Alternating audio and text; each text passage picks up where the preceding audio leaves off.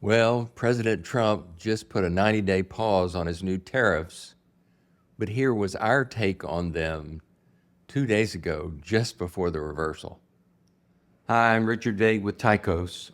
On April 2nd, President Trump announced his plans for reciprocal tariffs with countries around the world on what he proclaimed as Liberation Day. Who could object to that? Reciprocal tariffs sound fair. If someone slaps a 25% tariff on us, we should be able to slap a 25% tariff on them, right? Except that's not what Trump's plan is at all. Instead, he's imposing tariffs on many countries that are far greater in amount than they are imposing on us. Let's consider just two examples, Switzerland and Japan. Trump's new tariff on Switzerland is 31%.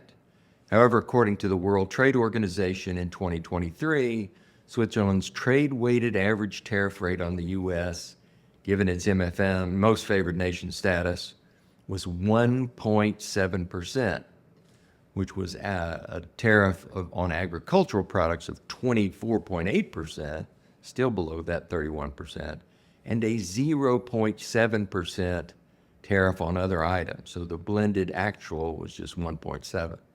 Similarly, Trump's new tariff rate on Japan is 24%. However, in 2023, Japan's actual most favored nation's trade-weighted average tariff rate on the U.S. was only 1.9%, with the agricultural tariff at 12.6% and the non-agricultural portion of that a lower 1.0%. Most significant U.S. exports, including automobiles, machinery, and electronics, enter Japan at near zero tariffs. In fact, when we compare the MFN trade-weighted average tariffs of the big 7 countries, that constitute 60% of world GDP and probably commensurate level of trade, you'll notice they are all charging us significantly less than we will now be charging them.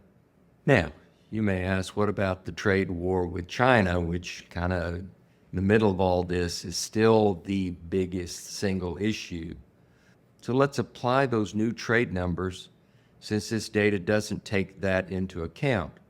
According to the Peterson Institute for International Economics, the weighted average tariff we were charging China just prior to the announcement of these reciprocal tariffs was 42.1%, compared to China's retaliatory weighted average tariffs of 22.6%.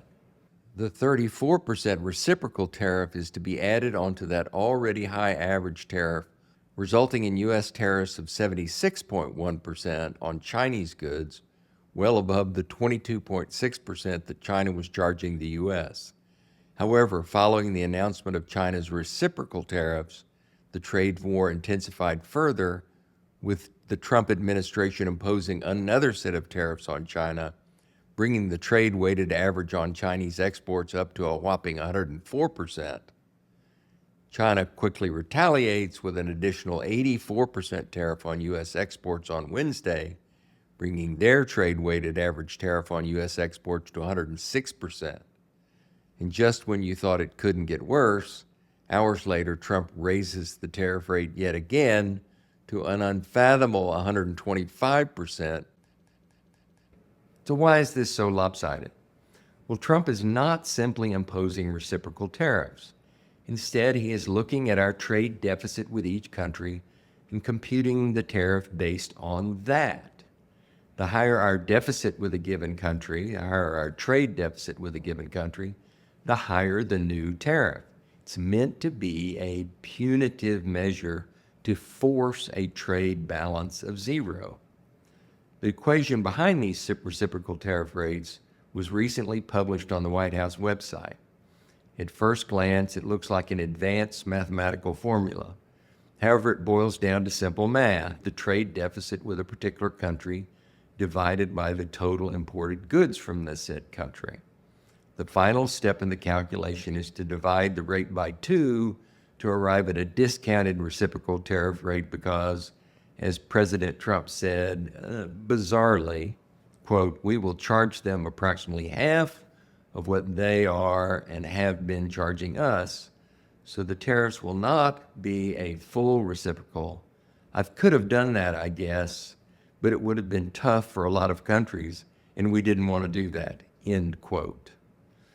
So, as you can see, these reciprocal rates are in fact not reciprocal of tariffs imposed on the U.S., but instead reciprocal of the trade imbalances we have with other nations. That's not to say we don't have issues related to our trade deficit and that tariffs can have a place in addressing that. But trade experts broadly criticize this methodology, noting it oversimplifies complex trade relationships and ignores services or the service component of the trade imbalance.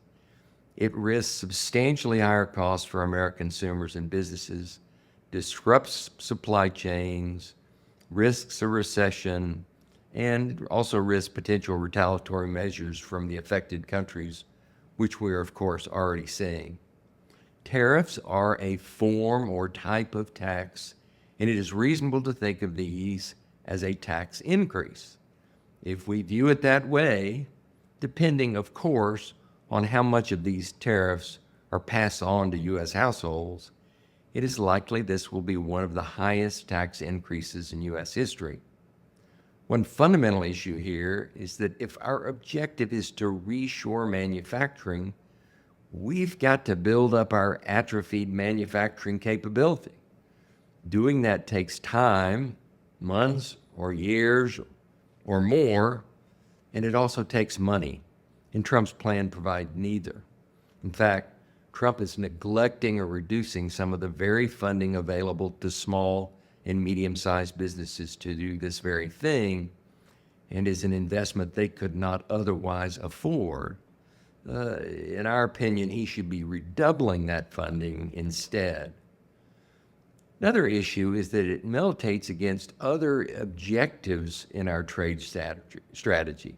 We're trying to move manufacturing out of China, really as a direct objective in our relationship with China. But because we're not yet prepared to take much of this on in the U.S., we've been moving it to places like Cambodia and Vietnam.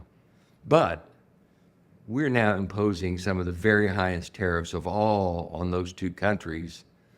And so it really blocks that route for our trade policy and that objective of getting things out of China quickly. So there you have it.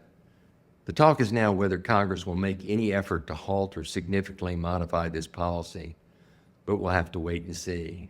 That's it for this week. Thanks for watching, and please subscribe for more updates.